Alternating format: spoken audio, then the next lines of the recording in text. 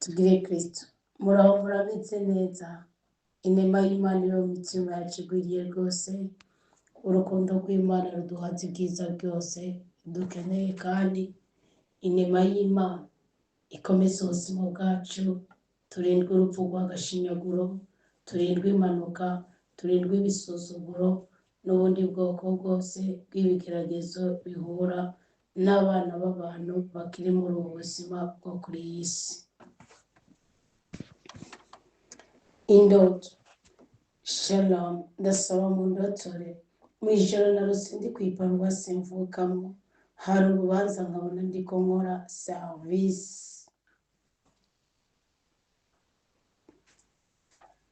Nitanga rwose no gusonza ngasonza cyane, kuko nta kintu nafunguye canke ngo nwe nahiriza abandi. Urubanza ruriko rurahera, nabona uwo dukorana ahereza abatambiramana amahera bari batonze ku murongo.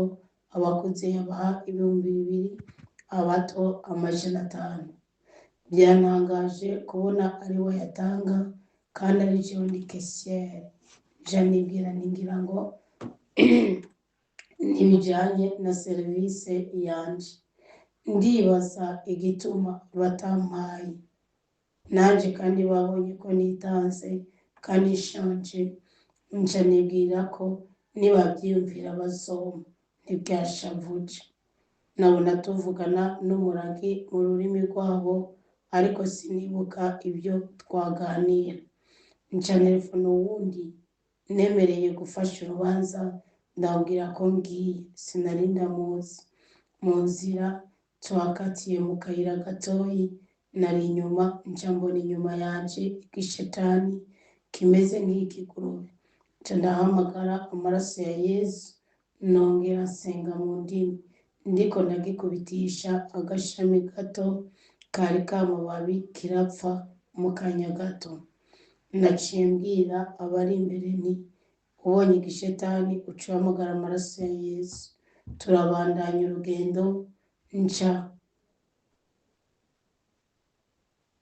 sinabonye ibikurikira mu minsi naho iyo ni ya mbere iraheze. Ubundi urumva ko yabaye mu rubanza, agira ubwitange budasanzwe, aserva abandi, wewe ntiyari yibagira. Mugabo haciye akanya no gusonza yashanje, abona uwundi muntu niwe ariko akora serivisi yo gutanga amafaranga ku batambiramana. Aratangara ko wamenga arinjiriwe muri serivisi yiwe, ariko kubera wa mutima w'ubwitange aravuga ati kumbure ntabwo yari serivisi yanje, akomeza kwihangana. Ahubwo wacayibuka ko hari uwundi muntu atazi ashaka kuja gufasha. Amwibutse icyo yakoze n'igiki, aragenda mu kayira, atangura guhura n'amashitani, ingurube. Arasenga, atora agashami k'igiti, arakubita amashitani, abwira abo bariko baragenda nako igihe cyose ahuye n'amashitani ari byiza ko acambaza amaraso ya Kristo.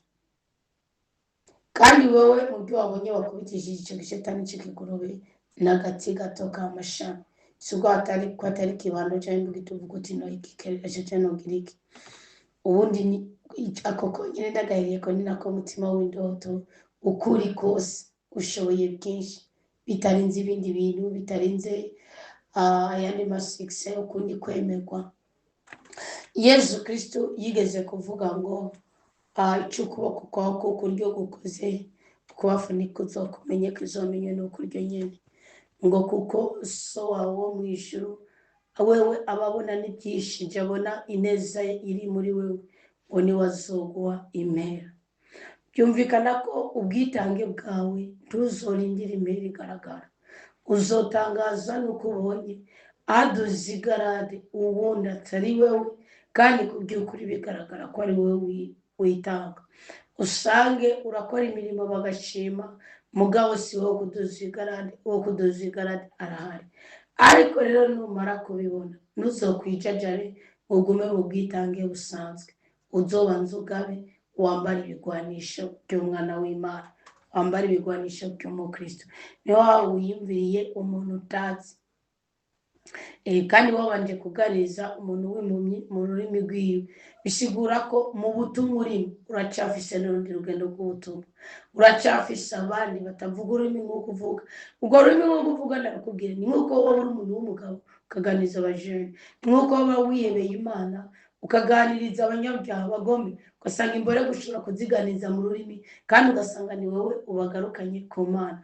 Pawulo waja kwigisha abakristo b'Abagalatiya warababwiye, yarabasanze yaragiye kwivuza muri Turikiya, abona ngo ku murongo yaragiye kwivuza amaso burya Pawulo ngo arafite ijisho riguma ririra akagira n'ubugufi n'urutwe runini, nibwo busembwa burya yaravise nta mwigisha w'ijambo ry'Imana buragasembwa mu bigaragara no. Cyo bavuga ngo tugaragara nk'abatari ariko turiho, ngo tugaragara nk'abakene ariko dutungishije benshi. Rero Pawulo ngo arahaguruka ahagarara nk'ariya, bo bibaza ngo bagomba basabe serivisi, bamubishe aje kwivuza ubwa mbere, bamera nk'abatanamutse. Arabwira ati no, ntabwo aricyo ndabasaba, ati icyo shaka kubasaba ni iki, ngomba kubabwira Yezu yambabariye nari umwicanyi, mbabarira nari umunyabyaha. Ariyo ngubu nk'abantu usanga abonye umupatiri cyangwa umubikira cyangwa umupasiteri asusumira agasuzumira, mugabo ugasanga muwo muganirira yifashishije nayo yiwe ashobora kugukiza, kandi ugasanga igituma winuba nk'ubu ugasanga winuba bihebeye Imana, winuba ababikira cyangwa abapatiri kubera igikomere watewe n'umwe muri bo, cyangwa kubera ubukene uvukamo ukabona ko bakurengeye, mugabo ugasanga nabo muri bo ari bafise umutima uciye bugufi ku buryo bagushingiye inabi bishobora kukubaka mu buzima bwawe ugatabarwa. None rero mukunzi wawe w'umukama birasigura ko irane y'ubwitange ufise uzogenda uhura n'ibikwereka ko wahemukiwe, sibyo? Kuko abo Bagalatiya Abanyaturikiya ngo bateye biyeza ku buryo babatijwe, umva bakiriye umutima mweranda batarabatizwa. Witegere ko hari ibintu Imana ishobora kugukoresha ukaguma wiyamye ukavuga ati none ibi nabyo, mugakumva ari wowe muco w'abantu basanzwe bafise urundi rurimi. Ubundi rundi rurimi nubwo hanze hari indimi zibiri, n'ugw'indani n'ugw'inyuma. Ugw'indani y'uri umukristo yuzuye ni nk'ugw'abamarayika, n'ugwo kuninaza Imana kuri buri kintu kimwe cyose. Ugw'inyuma niyo wowe usenga uvuga amarozari, iyo tubaha Imana n'ubushirasoni n'ubwambuzi bw'amahoro, ni ibintu nk'ibyo, ni ukwivanga n'isi. Okay, rero ngo mu nyuma ubutse ko ari wo gufasha mugabo utazi, uravuga uti jewe rero umuntu ndagiye kumufasha mu guhura n'amashitani uragirana. Ni ukuvuga ko iruhande y'ibyo ukora ubona ko ari serivisi yawe hariho n'ibindi utazi, hariho n'indi mirimo, kandi uko kuntu waciwe n'amashitani wibuke ko Yeremiya yarazi ko ari umurevi, mugabo akamenya ko ashoboye kurongora. Ariko Imana yavuga ati Yeremiya nta mugore nakuremeye, kandi ambwira ngo utarasama murebe ko barutse ntiwitwaze ubureve ko utazi kuvuga, none narakwitoreye. Imana yavuga ati genda rero mvugira n'amajambo miranda ari mu buhanuzi bwa Yeremiya mu gikone cya mbere ku murongo wa 5, ati genda rero mvugire ntutinye kuko nzoba ndi kumwe nawe. Kandi Imana irabikora, imugirira imbago ku buryo atawundi muhanuzi yari bwa mbere nka Yeremiya. Yeremiya agahanura bigaragara ko ari no mu gihano aremerewe. Imbago ubundi n'inzara zigiye bashyiramo kwabo bakagenda baracumbagira ziyatutse mu kirundi cyuzuye. Oya, cyari ikintu bakuzingira mu izosi, amutarabi buryo utarabi wavu. Basi buryo Imana yamushize mu isezerano ry'icyo yari yarabwiye umuhanuzi w'umukama, umwigisha w'ijambo ry'Imana, umwana w'Imana Yozuwe cyangwa Yosuwa bivanye na Bibiliya usoma. Nibabwiye ati muri Yozuwe 1:8 nutahengamira iburyo cyangwa ibubavu ahantu hose wonyoye nzoguha intsinzi. Kandi nabwo Salomo yavuze mu migani yiwe 8, yarabwiye umuhungu wiwe ati wumvirize inyigisho ya nyoko wawe n'itegeko ryase, ubizirikire mu izosi, uryamye bigucungere, uriko uragenda bikuganiritse, ntihakagire ikindi wiyumvira kiretse kuyobokera Imana. Ni kuvuga rero we nawe kubera ko warufise kuyobokera Imana, ruhande bwa butumwa waretse kugira inzigoro ukabwira ishari, uhasiga amahoro uragenda. Ubutumwa batagora bwicecekera ukomeza ubundi butumwa kandi wagize intsinzi. None rero gusaba Imana uti ruhande y'ukumva kuri urwo ruhande nariko nkora mu bwo butumwa sishimirwe nkikanga ko n'ubundi butumwa bwanje ahubwo abo gutanga agashimwe babaye abandi mu kuja gufasha uwo mugenzi ntazi byagenze gute byahereye udosanga ufise ubutumwa buri andeo y'ubundi butumwa uri kurakora uyu munsi nk'akarorero gato ngejeje gucisha bugufi umutima wanje ngareka umutima mweranda akayobora ubwenge bwanje nk'ubu ndabaye nk'akaro nk'igihe je nari umukenyezi sibyo nk'igihe nari umudamu nk'indoto nk'iyo nari kuyigira mugabo bwa ntushobora kurota udasenga iyo uraza udasenga urota ibintu nyene kuko Imana ibona ko byayangaye byagiye jewe nanje Imana niyo yampaye indoto kuko niyo yazima nari kuzipfisha ubusa sinari kuzitaho ahubwo yampaye ibimenyetso yareka ndakubitika n'amakuba ibintu byose nkivanga iyo rero usenga nk'uka uri mu muhamagaro Imana ibona ko uzowushiranamo n'uwundi iguha indoto ni ugusenga rero ubaza Imana uti wane y'ibyo ndiko ndabona ubundi buzima kuko nagira ndababwire ko umuhamagaro si ikintu kitagonda inzozi oya ntibazobahende ni nk'uko ushobora kuba wiyobeye Imana atarukundo ufise ugasanga nyene ni kubahiriza itegeko ry'umuryango kubahiriza itegeko ry'Imana ubundi munsi ukazosanga ufise urukundo ku buryo wumva iruhande y'ukwebera Imana ukirane uwo rero twana tw'imfuvyi uwo bumuhanuzi wakumviriza inyigisho kumviriza ugasanga ufise nk'ingabire y'ubwenge ivanze no kwebera Imana nawe wowe uri umubikira umva ko uri umukatolika kandi ubundi katolika nitwemera ko tuza twangaza amarangamutima ngo turiko twumviriza inyigisho zo hanze ngo turiko tugirane mu gukisanga uwo muhamagaro wagufashe ku buryo inyigisho nayo bigisazisazi ishingiye kuri Bibiliya uyumviriza ukayikuramo ikintu kandi ukagifashisha abandi uwabona umuhamagaro wongeye ku wundi kuko uri kuraraba uko eklezia itunganije nuko imiryango itunganije nta kintu cyabwiriza gusoma zibande y'amashemezo n'ubutumwa bw'umuryango nta kindi kintu na kimwe mugubu nabo bamaze gukura ku buryo bw'uko nagico kintu nagiye werutse mbonye umura ariko imanura mayi naziyaho n'abantu mbere babiri uwa gatatu aza nkunganiza mugasanga nawe yamanuye ariko aramanutse biranangaza cyane bari abantu bakomeye kandi bebeye Imana ndavuga ati yimanuro kuyima nuko bafite ko kanyagumirizo nyigisho kandi kuzumvirizo ande y'amashemezo n'ubutumwa bwabo nuko bafise ubundi muhamagaro giyanuzi uhuye no kwiyebera Imana kwabo ugaca rero uje mu gitegeko ry'umuryango bagaca babikora bateruye ngo bavuge ngo magaze kuri mikro ikibazo cyawe cyangwa indoto yanje ngo yitwa mugaba kumva uwo rero niwe nkingi ico nico gishigikizo cyatwebwe abavuga butumwa akumva ko nawe umupastori wo mu idini runaka ashigikiye inyigisho Imana icisha mu kanwa kiwe uwo rero ni wataba yebeye idini taba yebeye umuryango aba yebeye Imana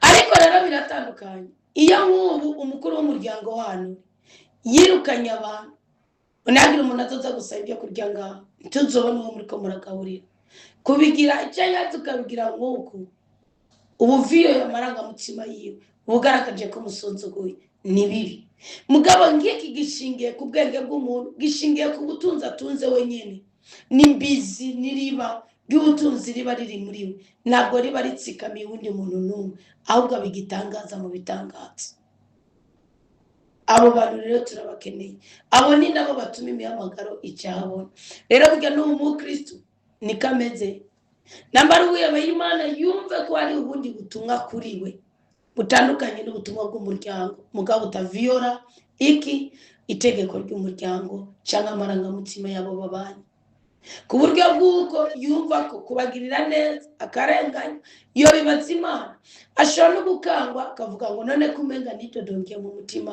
ko navuze ngo nikwereka no Imana niduhora analyse turiko turagira ahubwo urumva ubundi ingingo ufashe iruhande y'ibyo uri kurabona ibyo kuranaliza ingingo ufashe umwanzuro ufashe niwe ukora nuko n'Imana cyangwa na shetani mugabo ukiri muri ndabikora ndabireke ko bimeze uko bimeze uko Imana irakurekera bwa butunzi bwawe yagwabwitwa amahitamo so choose your best nukuvuga amahitamo nibwo butunzi bw'umuntu butagaragara kandi bitagaragara nibyo bibyara ibigaragara hanyuma igihe nico kigaragaza ubutunzi bw'umuntu bugaragara. Kuko ibyo udafise uno munsi ubutunzi utararonka, ingabano zo zitaraja abona ku myaka 30, 40, 50, rigeze izoja abona ku myaka 70.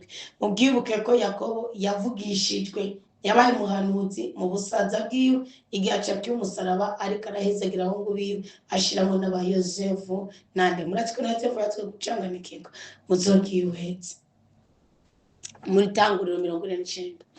Ni kuvuga rero ubyumve ngo ari ubundi muhamagaro, ari ubundi butumwa bwawe ruhande y'ubutumwa, kandi ukango nuko usuzugurwa cyabwirane iciza n'amahoro uzohabiba. Guhindukira ukaja gufasha umugenzi utaruzi, ni nkuko yo bari umuntu adahuye n'ubutumwa bwawe.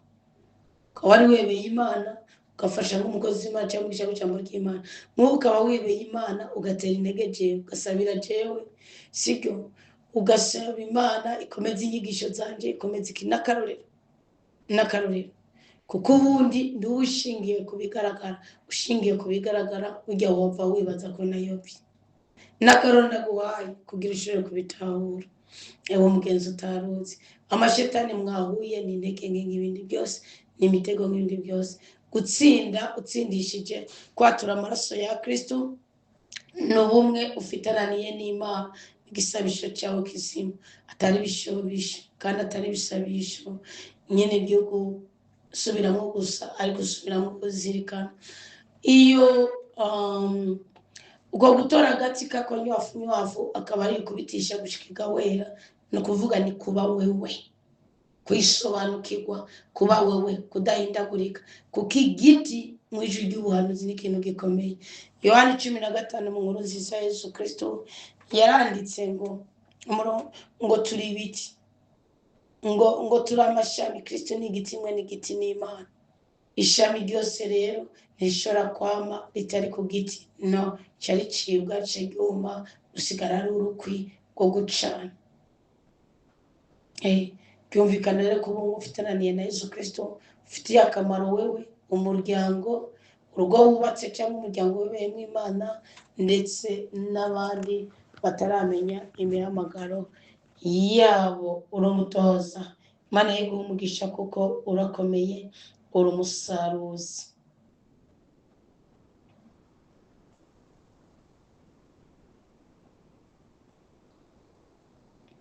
Iyindi ndoto yarazimatanije. Ngo mu misi naho narose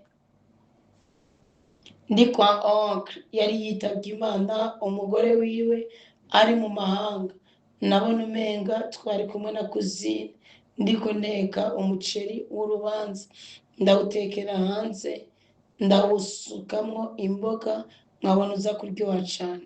Nja ngenda mu nzu kwa oncle mukuru yapfuye, mugabo iyo nzu yabamwo abakuze bari bafise urubanza. Imisici iratangura, arimwo abaragi, mbona ndabafasha, ndabasigurira muri langage des signes bumva, muri langage des signes bumva, nca ndikangura. Murakoze. Yabagabo, indoto zawe zikomeza kukwereka ko iruhande y'ubutumwa urimo hari ubundi butumwa bwo gukomeza abadakomeye. Kuko iyo woroshe umuwonkere ari we muriko muraganira musangira, cari kubarika inzira zari kuba neza z'umuryango. Mugabo wabona impamvu y'urubanza, kuba wabona uri kurateka ko nibyo uri kurabatekera bija kuryoha. Iyo ukibona bariko barabirya cyo bayikizira, no kuvuga wavuye ukora ibiteye isoni iruhande y'umwatsi n'ingabire, ano muhamagaro uri muri wewe. None rero no kuri indoto zawe nakindi zigukaburira, no kumenya ko uri ukomeye gukomeza abandi kandi uri kwitangira abandi. Muhamagaro wa Marita. Marita rero buriya narazara agatanga kimwe muri 10, murazi ko agatanga umwero wa mbere. Murazi ko Yesu Kristo nabigisha batari bafise inkono yo guteka, sibyo? Maria yiyanye ibyaha urugo rw'Ibetaniya go kwa Maria, Marita na Lazaro, rya rugo Yesu Kristo yazatahamo indwi nyeranda, indwi ya duci twacunguriwemo. Nukuvuga burya ba Kristo benshi nibahiga, ariko hajya icigwa cyane kuri Marita. Maria wawe yarahindutse aba umuvuga butumwa mwishi y'umwuka, mugabo Marita mwishi bigaragara yabaye umuvuga butumwa renze. Kuko igituma Kristo nayateramira handi kure atakogwa n'isoni zo kujya bazarari yabazi ko abigishwa be badasanzwe. Lazaro yarabitanga ko ari muri Mariya akavuga ubutumwa agaruhande ya Kristo akagaragaza akabura ubuzima bwa Kristo inyuma yuko bamubona hagati yabo abijya byo kumumena kw'amavuta ya narda kumwanaguza imishatsi yiwe. Hanyuma burya ijambo ry'Imana kanovera kagiye twakigishwa neza kiba bikomeye. Burya nk'igikorwa Mariya yakoze Yuda yaracidodombeye ariko Yesu aravuga ngo akoze igisumba byose abona n'imvuke muzogomana. Nukuvuga ikintu cyose kizananye n'imburi kiba igitangaza kiba kidasanzwe. Marita nawe mubona ko yagomba yitanga nabyashitse arimo akidodomba agomba yitanga. Lazaro yatanga niba ari kubitwara bibisi n'ibyakonda nuko nyene Kristo arasobasha kuko aca biteka bikasha. Marita rero yabaye umuhesha w'umugisha mu buryo bugaragara ku bantu. None rero wumve ko umuhesha w'umugisha mu buryo bugaragara bwitange bwawe buracari kandi imbaraga z'umubiri uzisaba Imana kumwe n'iz'umutima. Uruwo gutanga akanyamuneza mu bigaragara.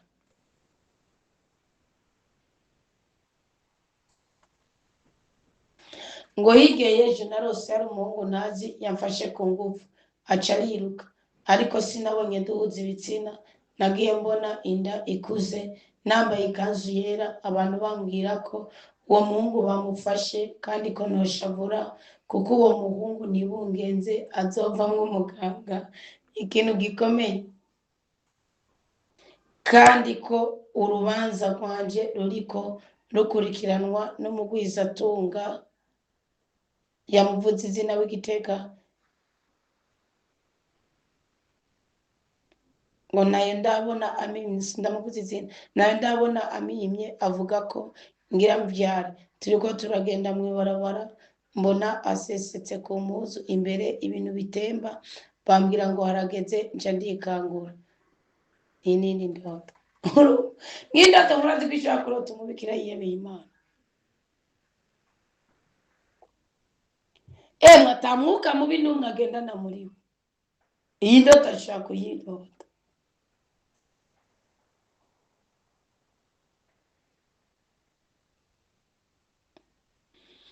Ngo abonye ari umuhungu yamufashe ku nguvu amutera inda ariko ntiyabonye bihuza ibitsina. Iyo abona bihuza ibitsina cyari kubarika inzira.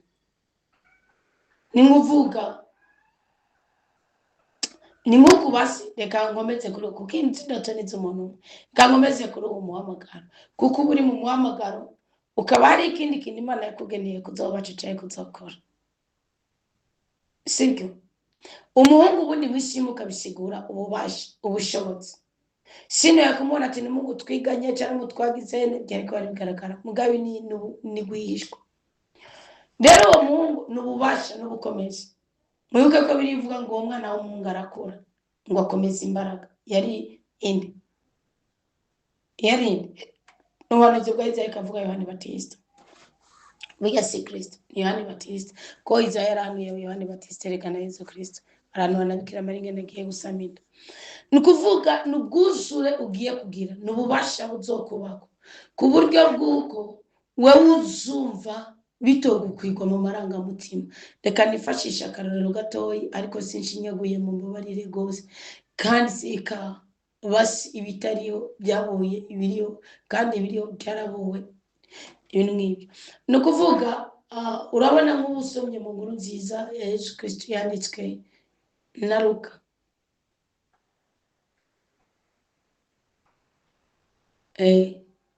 na Luka urabona ivuka rya Yohani Batista n'ivuka rya Yesu Kristo. Wana ko umumarayika Gabriel amaze kuza kubwira Bikira Mariya ko agiye gusamira yaratangaye avuga ati byomera gute byogenda gute byoshoboka gute ko je ntari bumenye umugabo. Ambwa ati ubukomezi bwa mutima mwana uzokuza n'ikintu n'ingabire n'ubudahanga uzogira kandi uzogira ku buryo bizokisha abantu bizobohora abantu kandi kubona ngo urubanza rwawe rwakurikiranwa n'umugwizatungano nakabona muvuze ni n'umuntu afise amakuru mabi nasekuriga ndamuvuga Igitega burya hariho abantu babiri bubaho imbere y'Imana bahanwa n'Imana yenyene ni umutunzi n'umuki. n'umwami umutegetsi. Abo bantu burya ndi bato, kuko iyo umutunga rutoki abashaka gupfunga cyaka kwica bigahera, kandi Imana ikavuga ngo ubaye ikigugu ndakureka. Abantu ndi batungiye ku rutoki muze mumenye ibyo muvuga, kiretse abavugira mu gwiri nariya mu migazo. Nawe wangugiye ku mugaragaro uzicwa, sindababesha. Burya murazi Yohani Batista igituma Yesu Kristo apfunzwe yamubajije ngo genda mumumbarize. We yarazi ko kubera Mesiya niwe yamubatije yagizene, yaravuga ati ko ndiko ndamuvugira naco no bw'Imana nimeze uko. Nawe arafise ukuntu yari yashinyagurije Herodi, gusa Imana iravuga ati naco Herodi yabikoze nanje nzomwereka, imwica imujijija kandi yamuteze ku kindi kintu. Mugani yamwiciye TikTok cya Yohani Batista. Cyo gituma Kristo muri Matayo 10:10 yavuze ati ngo guhera kuri Yohani Batista mubabwiwe n'umugore nawe usumba Yohani Batista, ariko guhera kuri Yohani Batista umwe muri mwebwe arasumba umuto mu bwami bw'ijuru. Voilà, ni Yohani Batista ni urupfu wareje ko asuye gupfa Kristo ahamara azamura izuka ku ba Kristo, azamukana izuka, azamukana intsinzi. Bisigura ikirere ibyo ndiko ndabasigurira. Ubundi hari ingabirano iremereye rwose ariko izokiza benshi. Ndasabye Imana ihere kuri teke igiye kukubamo, uko ni ukwibungenga ingabire, ubwenge, ububasha, ubushobozi.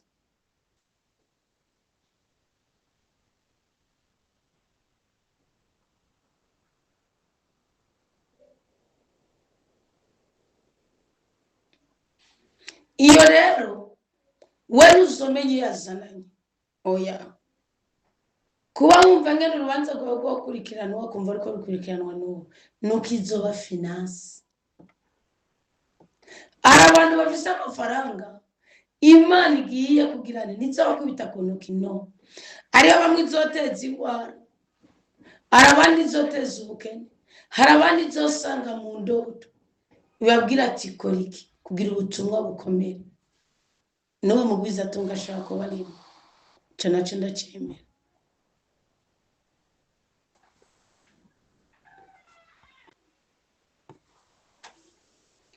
Mwibuke neza yuko Kuro ari umwami, nta kindi yari yaratorewe, yari umunyamahanga. Kuro n'uwo Muhamedi buriya, ni kuvuga mugabo hageze ko abanyisirayeli bataha, icyo bamusaba cyose yakibaha uko nyine, genda mwubake iwanyu, genda mwubake iwanyu. Rero umuhamagaro wawe urashigikiwe kandi uzoba finance, ukomere. Ubutumwa bwawe ntibuzokuniza, ntibuzokunaniza, we financement yabwo irahari. Ngo muri iri joro nawe atleta arimo kandi kantu gashobora gusobera, kubona warugiye kubyara ukabona ibintu bisesetse babwira ngo haragetse, no kuvuga iki ni igihe cyawe. Shagura n'ibikugwanya byinshi mugabo urubukomeye. Kandi umukristo mwingazi yigeze kurota indoto, turi mu rugendo, ngo bari mu rugendo Igitega, mumanuka mwishatanya ibintu ubona ko hari hagati ya Paroisse Bon Pasteur, burya hari nko muri Rampo. Paroisse Bon Pasteur, paroisse iyo kumu uriko raba ibarabara yari irimo hari hagati na hagati, ku buryo ugiye mu buseruko bwawe uja kubona Paroisse Saint François d'Assise Magarama canke Mucunguzi. Yes, amandi ubona iyo kuri ku rukundo yitwa nde Mugabekazi witabere nakora umenga singibuka ico Imana ikimaroke kinyoma, muganibuka yuko ari yo ntuzo yayo. Ariyo iyo Bon Pasteur Mucunguzi canke Saint François d'Assise, Iveni nayo ndonge ni muri Rompwe. Kandi uvuye sote yaja muri amaparuwasi cyangwa atera jara katedrali Kristo Rwanda mushasha. Nukuvuga ico gihe nibaza ko baciye ngo umwaka urenga, mugabo iciye bigaruka mu bwenge kandi na profile y'uriko mugabo ndabyibuka. Birashoboka amenye ko afise ingabire muri we ishaka kubirikira cinyizwa mugari yuko kizisa. arafise ingabire ashaka ko ariko aratinya gushira ahabona. Nuko rero ariko Imana niyireke. Pawulo yavuze ngo sesa ingabire ziri muri mwebwe. Kuba ntari hageze rero kuvuga n'igiki. Ubundi iyo poshe dezo imaze kwirompa abakurikira ngira ibisi nabyo nzigana mufite natenga nabaye mudamu hari ibintu ntazi. Kuko nabise nigira ngira nagenda muri block bagakata bagakora y'umwana. Indi byose nana kimwe nzipe. Ngo bisefata gute ngo kirashinze mu mugongo ngo uraribwa mu mugongo ngo kirashinze muri ventre ngo poshe dezo irirompa ngo iragira iki ngo kore ngo igeze ku masanimetero ibyo byose nabyo nzipe. Mugabo ndazi ko poshe dezo nibyo nize muri hari ikigwa muri normale twiga gikombina ibintu byose harimo n'ibyo guteka n'ibyo gusasa n'ibyo girana. Kigwa cyari ku manota make mugabo cyarimo ibintu bikomeye. Ko gusaba batubaza amanota baduhawe n'icyo abakiri mu bikomeye. Yabwiriza kuba pratique gusa yabajeyo uyu munsi ko ndabibona. Ni ukuvuga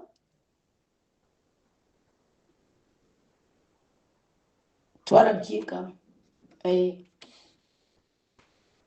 abakurikira ibisi kandi gise kigeze mu byeyi ngo bafatiwe niyo byari. Ni ukuvuga rero iki gihe kirageze. Ngo muri iri joro naho nabonye muri umunanje afise abahungu babiri bashaka ko bubakana. Muri umunanje afise abahungu babiri bashaka ko bubakana. Atora umwe ndahimbagwa cyane kuko baciye bategura mariage. Nuko arako gahimbarika kwego. Ariko muri umuna wawe nimba atawe wabonye umenye ko ari we uri mu ntege nke. Niba utabo biti ni muri umuna wanje Francine canke Anita canke muri umuna wanje Violeta canke umenye ko ukahiganirwa n'abahungu babiri ni muko bariyo iwawe kwebera Imana canke kubandanya ukenyerera ko no kugira no kwamamaza kugira neza kw'Imana. Ko ni nkuko umwe ataramwemerera aguma mu rukundo na babiri. Urumva abahungu babiri umwe ataramwemerera aguma mu rukundo na babiri ariko umwe amwemereye abagiye kumugaragara. Hari abantu rero b'abagore canke b'abagabo kubyukuri inshingiye ko nayo mu pasiteri araho uburyo urugo rwe rwasambutse kandi ndemera ko mu pasiteri amuvugishwa n'umugabo. Namwemera w'umunyarwanda ndemera Kristo ari muri we kuko Imana ijya gutabara kubitsa ijambo. Afite ingabire y'ubwenge birenze.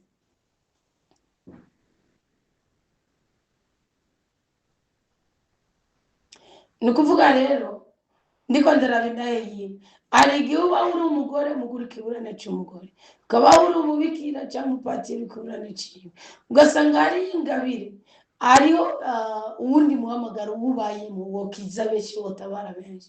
Ugisi yaratubaniye n'amadini yaratubaniye bibace babyiza ubaye muri ico kuko iyo ubaye mu kintu ukunda nicyo uraha kugicumuramo.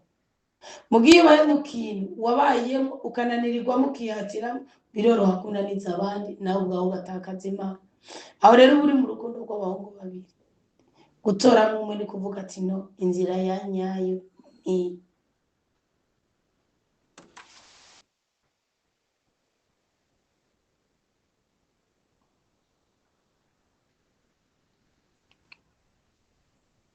nuko rero niba rubisha kuri muri umuna wawe nuko nyamba kuko niwanditsemo ko wamubonye izina wariwe mugabo umenye ko muri umuna wanje cagiye ndi mu ntege nke mba ndi muri half Anita.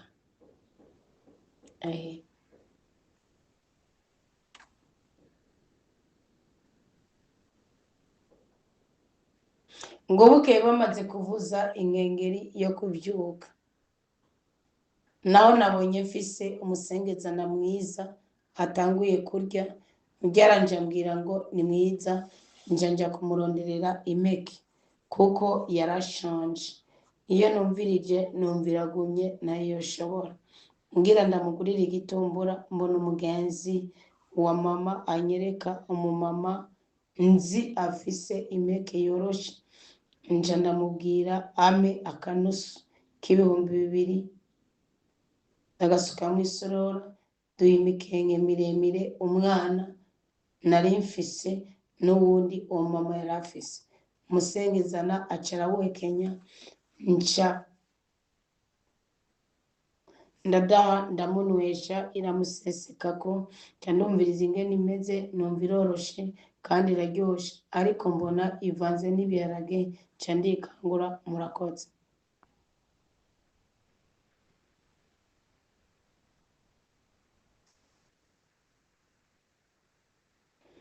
Ubundi iyi iri mu musengezana, musengezana urumva ko hari umwana wabinyuze kwa musaza wawe, sibyo?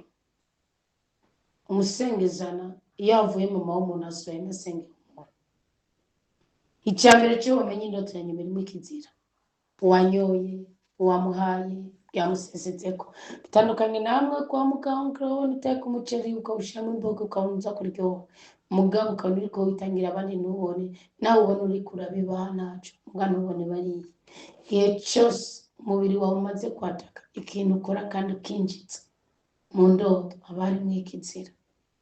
Urabe rero ko utariko ufatirwa n'umuryango w'amaraso, uburyo ubugirane, uburyo ubitaho. Wagiye guhonja ufatiye ku myaka yiwe, ufatiye kuki, ntugire confiance abadandaza cyangwa bagirane. Ni ukuvuga urabe, kuko hari igihe umuryango wawe ushobora kukubera umutego umuhamagaro wawe. Nuko rero Mukama akwishimire,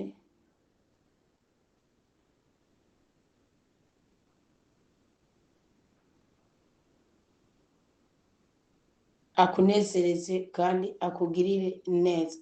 Awundi mukristo yarose ngo mugenzi we yamuroteye yapfuye, kubona bari ku maziko, arabaza ngo bisigura iki?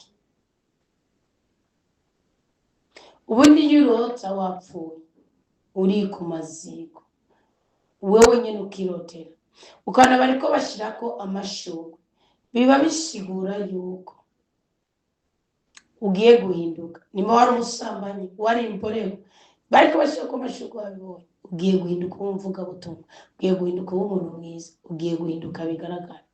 Ariko iyo ubona bariko bayororako ibivu baterako ibisinde, ugiye kumaramara, ugiye guhinyuka, ugiye gusuzugurika. Ntabwo ko kurota upfa baguhamba bisigura gupfa. Indoto yo gupfa uyirota gute? Ubona wambaye impuzu zo kuri mariage cyangwa uri gusinyira mariage, ariko ukabona uwo musangiye mariage aba ari wowe n'amaseremoni yawe wenyine, cyangwa ukabona ukubura ariko urakubura ukagenda, cyangwa ukabona bakunyonga n'agapusipusi ukitswe n'amagara cyane. Ariko ibyo byose iyo umuntu yabikuroteye bivana n'ibishobisho n'ibigumbagumba akofiseko. Gusa Imana ibiriko irakubwira ati uragaba, hashaka impinduka mu buzima bwawe itandukanye n'ico wipfutse, nico bisigura. None rero Imana idutabare, kandi koko ituri mu rupfu, iduhe kuramba no kuranirwa. Mugabo indoto zacu zo guhora zaroswe n'abandi tuzakire nk'imburi yo kwisuzuma ukisubirako.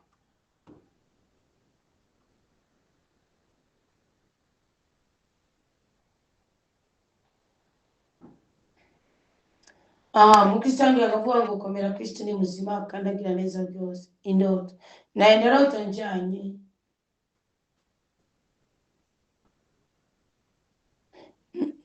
indoto, naraye ndarota ijanye n'inkuru nzindutse ndora. Okay, narose mbona turi kumwe na mwebwe ahantu mu nzu ahariho n'abandi, muca mumbaza muti umaze kubyara abana bangahe? Narije nangura kubabwira. Umwana wa mbere namuhagarikiye mu ibatisimu, sinibuka ico namwishima, nca mvuga nti mwizamu ry'ejo rya sasita mwarabivuze, muca muvuga ngo kandi urabyumviriza byose, ngo kandi urabyumviriza byose. Aho rero nashaka kubasigurira ko nahagarikiye umusengezana, namwe mwavuze ko mu gihe cyanyu amacuti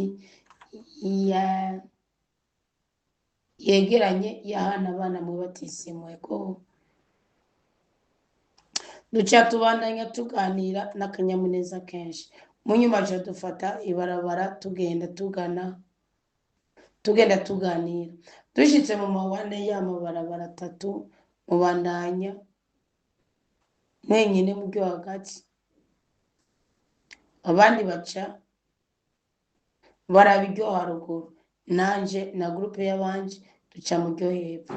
Nabitegereje murenga mugabo ntamutse mubi byanteye, nagumanye akanyamuneza nca ndafata rya barabara. Tugiye gato mbona isengero, mbwira abo turari kumwe ni turindire tugende twumvise imisa, kuko kugisata iwacu twocererwa. Haciye haza abantu bari mu muduga utagira icugamo, nca ndabaza umushoferi arinda muriya kugira ngo tuze kugenda n'imodoka tunyaruke. Iyo modoka yajamwe abantu 12, ariko ntiyari ifite icugamo mu byumba kandi bagenda bahagaze. Naciye mbona turiko tugenda mu kayira gato mu mugwi twari kumwe, namenye umubikira umwe mbona agomba kutuvamo aca aragenda. Nca mbona agakoko kagomba kutugwanya, ndakwica nca ndakica, duca turabandanya sinabonye iherezo.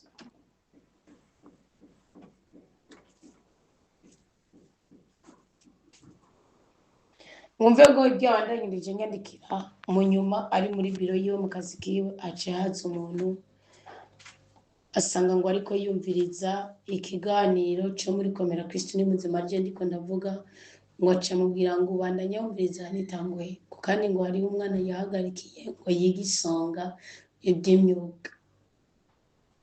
Aca mu manifoto Kuvuga rero murumva ko akazi indoto gose byumvikana ko indoto ziwe azozisuzugura. Kandi nanje cabandotoreye indoto nanje mu cagu nari ndose, aca nurikana message mejeje kubwira abo tubana mu nzu, ndabwira ingene ndose mbabaye cyane. Nari narose nanje mbona ugwana bwiza wamenga ndiko ndabona ari umwana wanje, gusa nikangwe nabona isura ko yoba ari David Keita canke do Chrétien de Réel. Ndavugana reko umwana atayi neza arimo atanayiteka arimo nibiki. Mugabo nikangura umwana yari yambaye impuzu ziboneka ko zira zicafuye, wana nka black ase umenga ni impuzu yera icafuye. Nsanga rwigonye ukuntu mugange nafise amakuru y'ukuraba impamvu ahabaye ko bamufashe ko atabwiro bitsi burimo, kuko bambwira ko bamufashe neza. Aho hari mu gatondo cyasoma iyi message yiwe. Nikuvuga rero icyabaye ni igiki, kandi n'indoto nazirose mu gatondo. Nazirose mu gatondo pe. Hajye nyine ufatwa n'itiro kubereje ubutumwa narindi mu bwaranduije rwose. Nanatashe mbwije. Nikuvuga rero icyabaye ni igiki. Ngo mva hano kandi ni muri giteganye n'ahantu ku rutonde bari gitega cubahumva. Ngiye kuko nabangiye mu Giswahili Nyamugari. Uwo mwana asanga arahana ateretse, biraboneka ko adashonje hatsi, afise n'ikaye y'ukwiga, mugabo biraboneka ko ari umwana w'irungu yatawe. Ambonye ngo aranyiweza ngo ubwo bari urwana runini yamugani kwahagaze ngo ndarubone, aranyiweza acavuga ngo alhamdulillah. Umva avuze indirimbo, avuze ururimi rw'igiswahili rwa Misiri, Imana ishimwe alhamdulillah. Jewe ukana numva ngize agahinda mu mutima, ndavuga sinzosubira kuguta, nije ngiye kwimuka mba nze mbane nawe. Uko biri kose hari ikintu Imana igiye gukorera Komera Kristo ni muzima mu giteke, kandi gikomeye bivanze n'izi ndoto, kuko n'izi ndoto nizo umuntu adasanzwe mwisimuka. Nukuvuga ikintu kandi nta kintu kimwe kiburi kikibyara ntibikunda. Nukuvuga ikintu cyabaye ni igiki. Jewe nje ndamutora mugabo ubwo nyene naho nabonye twagiye woya, gusa ngo naciye mbona bus imeze nka bus scolaire imbere mu kibanza kimezo cyuko bamuha icubahiro, kandi bamubahira jewe bamuha icubahiro imbere mu kibanza yo basize ikibanza ko twari kujana, sinzi ko hari kuri proclamation cyangwa ku munsi mukuru runaka ko twari kujana. Mushoferi nza mbona ararenganye cyangwa ngo wabonye cya kibanza mwari kujamo, bice biherera indoto ndiko. nikomye indoto nayibutse ndayibuka uwo mukristo atarandungikira indoto yiwe ndayibutse nja ndatse nicara muri studio nja mbwira abo turi kumwe byose uko bimeze mugabo cy'indoto mu kuyirotora nirotoreye kwari nk'uko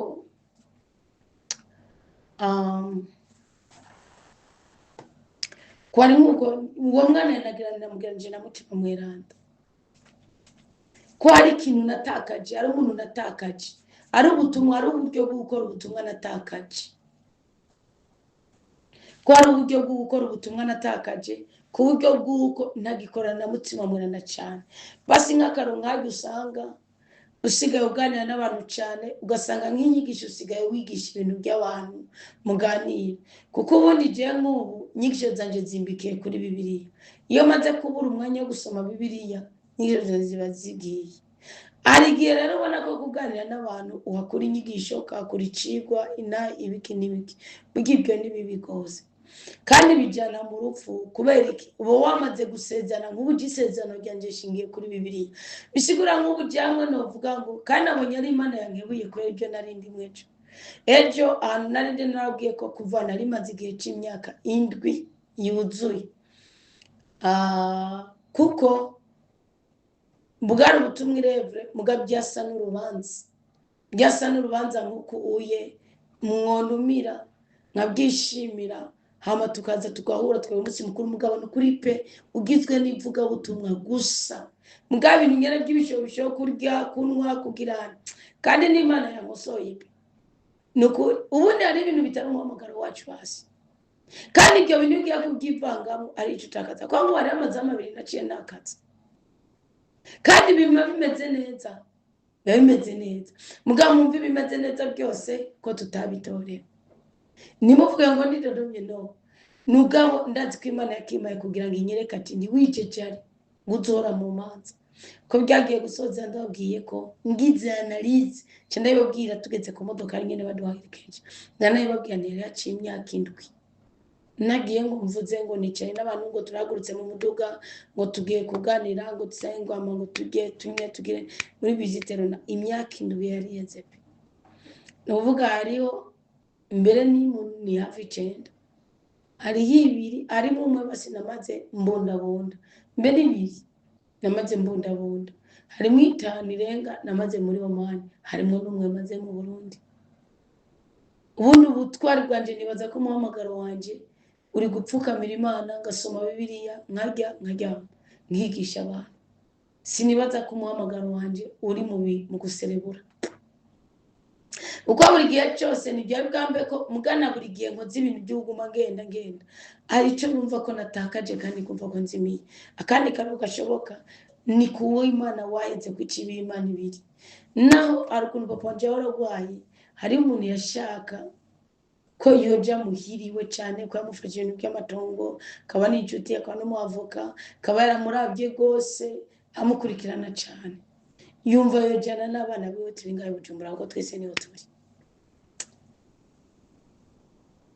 mugakumva ko je tutajanye hari igihago ndamubwira papa nta kibazo kihari ufate ko ariho n'imanza je namanza ngije mu kireto ndemera ndagiye turagenda ngabo nsanga uko bahambwiye ni gaseke buyirege je nta nahunze sanga kubyukuri ni kure gose mbona duhagurutse 11 hari hasanzwe hari abashitsi mbona amazama 2 nakaje numva umenga basi Imana umusi w'Imana reka nzureke ko nzawigisha mugabo turi mu nduga ngarutse ndabwira ngomba kubwire mu muryango wanje ntimuzokwigere mwongera kubabara nari niko mwe muraryohewe twagiye muri visite nanje bisagahinda mu mutima musaza wanje niwe ari kwivura bicaye na papa natwe twicaye akuri kintu turi muri probox mbaga tari benshi ndabinginze ahanyere mukinyemerereko imanza zose bikene gutererwa amafaranga ndabise nzoterera mugabo presence yanje muzohambere benshi mu marimanza muvuga ngo nanje bazoseruke ko ngo nimfa ngo sinzihamba nukuri Imana izokumve ko mfise ubutumwa burengeye ibyo sinzongera kwambara ngo ndabere ngo ndashajije ngo nambaye kangize sinzosubira ndagira ko umutwaro n'umubabara ejo rero dimaje byongera kumbako bitubirana n'ikindi nemeye ikindi gihe turi mu ivuga butumwa nkuko ndacemera ngo yego nzoza igihe rero nzirikwa nuko nacemeye ejo rero ndagenda nukuvuga rero giyo ndoto nagize nuko kuntu kuba ahantu urumva ngo ubu nk'uwo mwanya nk'aya mazamu 2-3 hari ikintu mu buryo bw'umwuka nari kuba nkotse ushaka kumbwira ngo n'ubundi uri mu rugendo ngo uragikora inshuti zanje mwige ko iby'Imana ari iby'Imana ibya Sezari kwa Sezari tureke kuza tuvanga ibintu muzamukoze niyo ngiye kubisobanukirwa tube batwebwe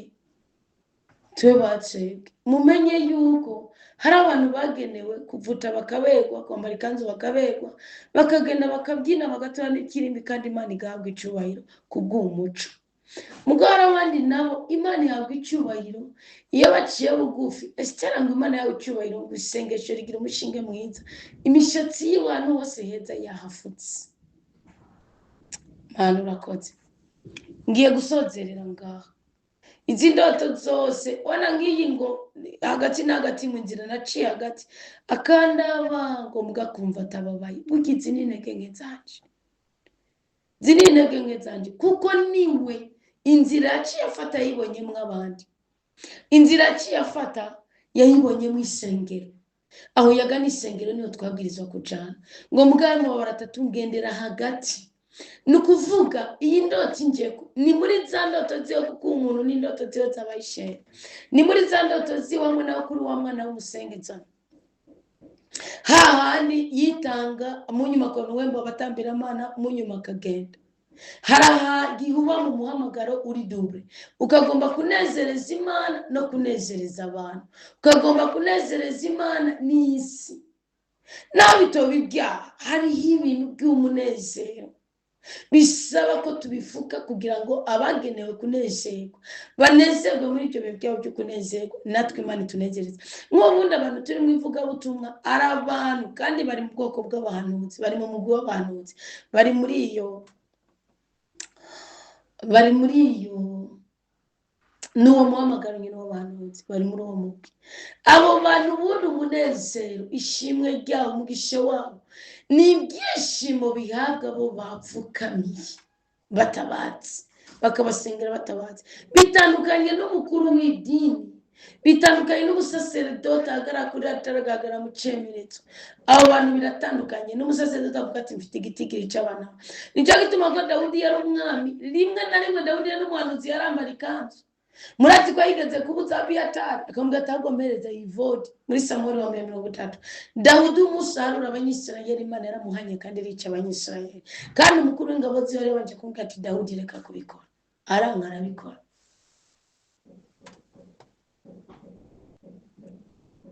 nukuvuga iki rero umuhamagaro wacu tuwubahisha kandi umukristo ariho n'indi ndoto narotoye kare wabonye kuri stati yanje ngo umuntu yambaye impuzu nk'itsacu tube batwebwe Bibiri iravuga ngo unezereza se na nyina ugomba kunezereza icyaremwe yamanje kunsumbya ngo turasesakora none rero ngiye sabye imbabatsi kose uri wandotora ndetse irevre yaciye abana uwundi amusanze mu biro amugana ngwengu uri gumumviriza nitangwe urabizi ko ari umwana agiye kubatisimu ngo ariko bashaka ko badaherukanye yamufotore ku byukuri nawe namenye mugabo nje ndamusigura ndamubwira nti urama nimero yiwe nzomurondera icyo sinducyo tuma ndamukomeretsa nzomenge ndamuganirira kubera iki jewe maze gufatwa n'umuko wo gusenga arukuna abakristo nigisha nk'ubu na muri paroisse Saint Pierre Paul paroisse Kiganda mvuka mu Archdiocèse de Bujumbura abana nabereye marene nabonze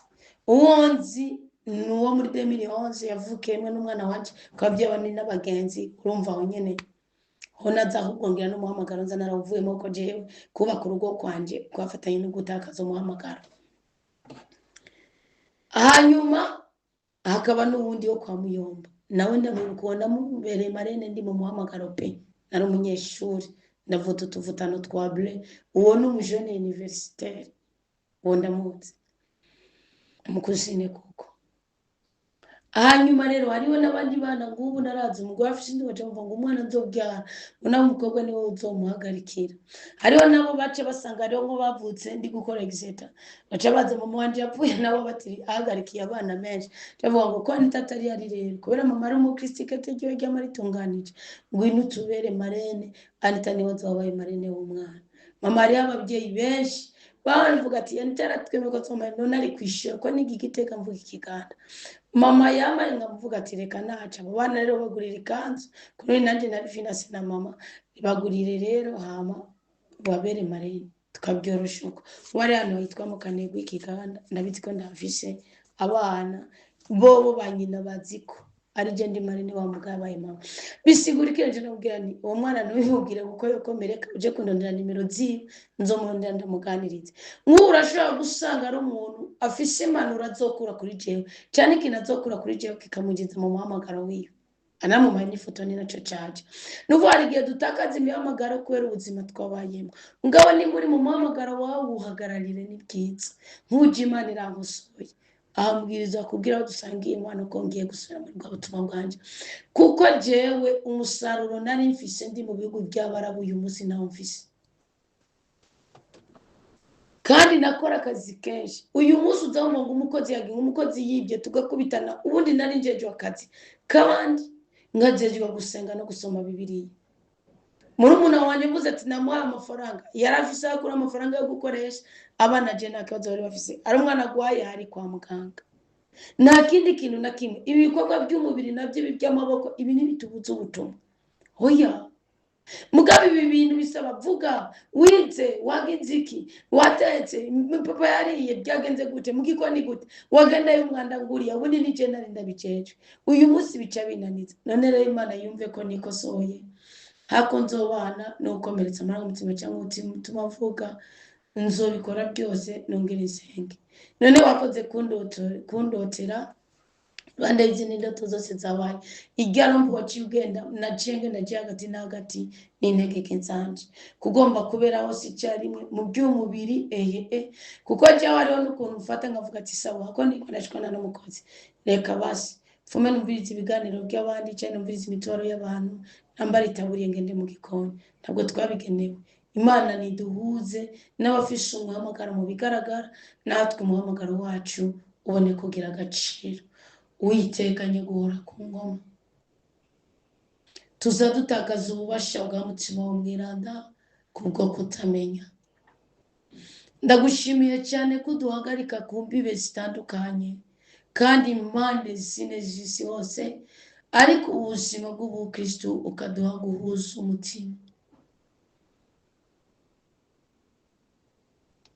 Mu ndoto uri kuravuga mu ndoto uri kuravugisha mu ndoto uri kurakebura mu ndoto uri kurahanura.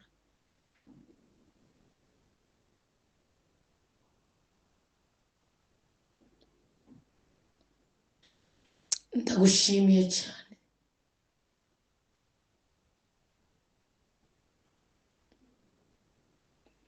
ndagushimiye kuri izi ndoto z'abakristo batandukanye naje ukanje ndimo. Muri iyo ndoto werekanye bisi igiye hari ikibanza imbere cy'umwana n'umubyeyi uwo mwana munini kandi ubundi iyo ndoto yerekana abagiye gupfa abagiye kwihonera.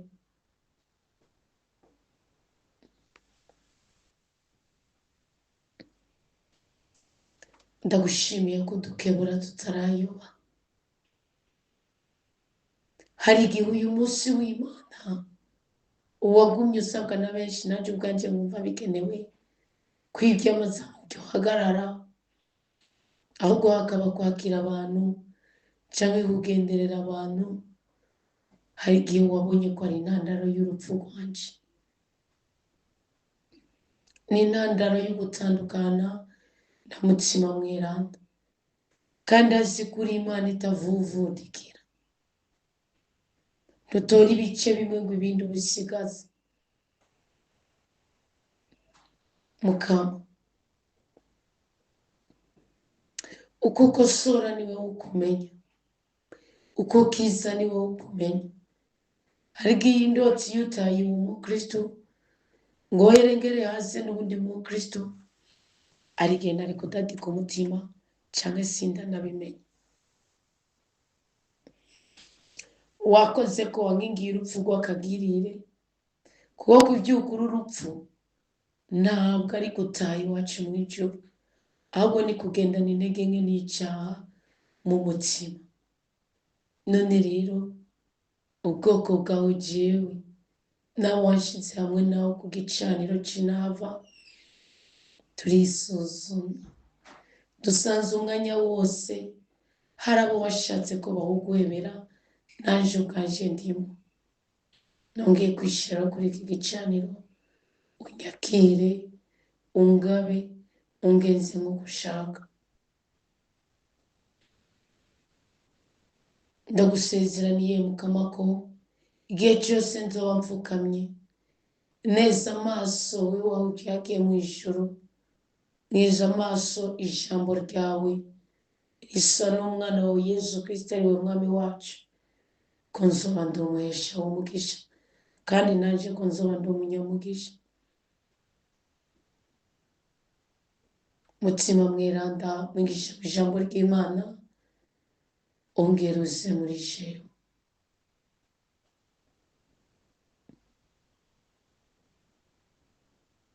Impanuro zose wacishije mu bantu batandukanye uyu munsi nazumvise kandi ndazakiriye.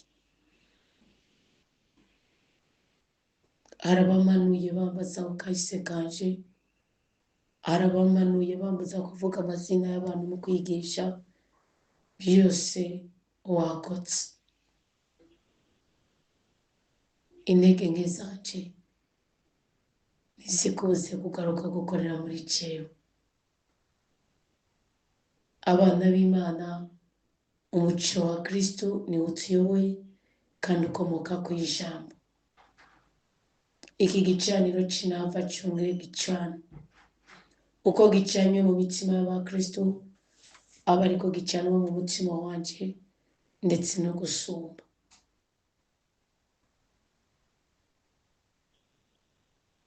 Ubutacisubirako ndabizi ko hari abana bawe benshi bari kuguhigira umuhigo wo kugukorera. Ngiye kugukorera.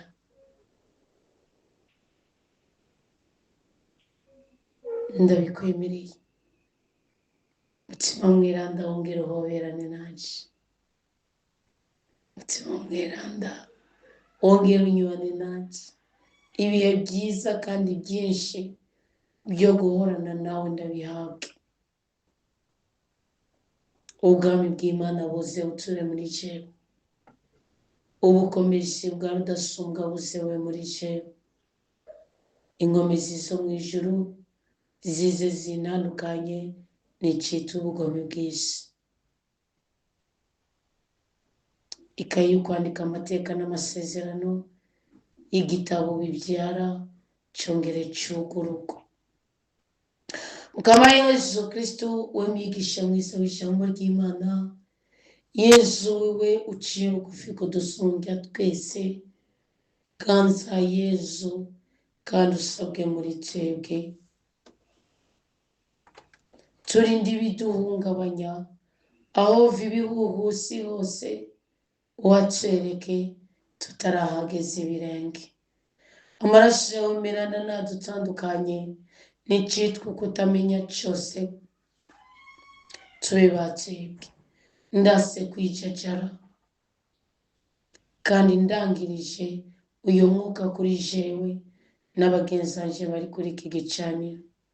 Amaraso yawe nadutwikire ubuyobozi, ubukomezi, ingabirano, ubudahangarwa, eka ibyiza byose ndetse n'ubutware bikomoka kuri mutima w'Imana bibe muri jewe no muri ubu bwoko bwa rudasumbwa duhuriye muri iri zamu. Ongera urotesha abana bawe, ongera ubarinde bahuzagirikisha, kandi Imana mutima mweranda uturinde urupfu rwo kugenda n'icimana yanga mu mitima yacu. Ndabizi ko Imana itaduhora ibyo tutazi, Imana ntidufatira mu bishobisho, niyo mpamvu ndayishimiye ko imyanzuro ikomoka mu kanwa k'abandi igiye kwamburwa ijambo, ahubwo hakabaho umwanzuro ukomoka ku itegeko ry'Imana n'isezerano ryayo. Amen. Urakoze utatubwira ndi Imana imwe rudende.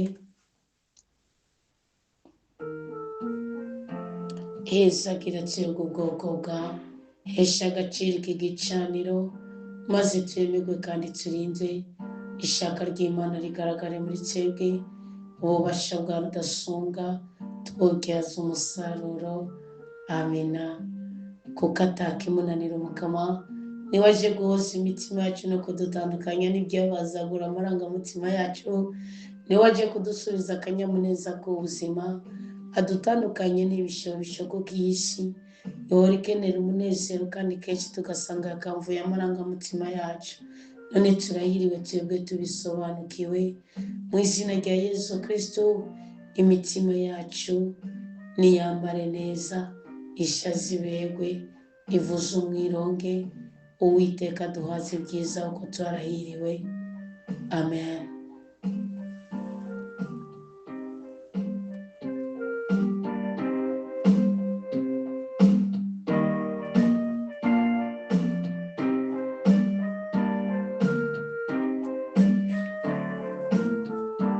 Uwiteka duhaze ibyiza byose, aturinde kubabara kandi aturagurira imbibe. Mu izina rya Yesu Kristo duhabwa umugisha, impinduka n'ubudahangarwa bitubeko.